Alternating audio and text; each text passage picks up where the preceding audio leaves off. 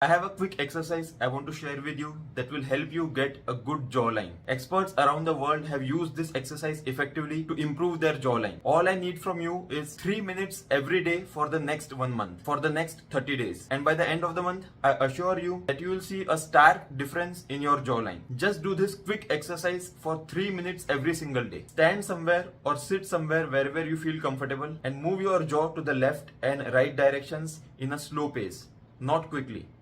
Like this.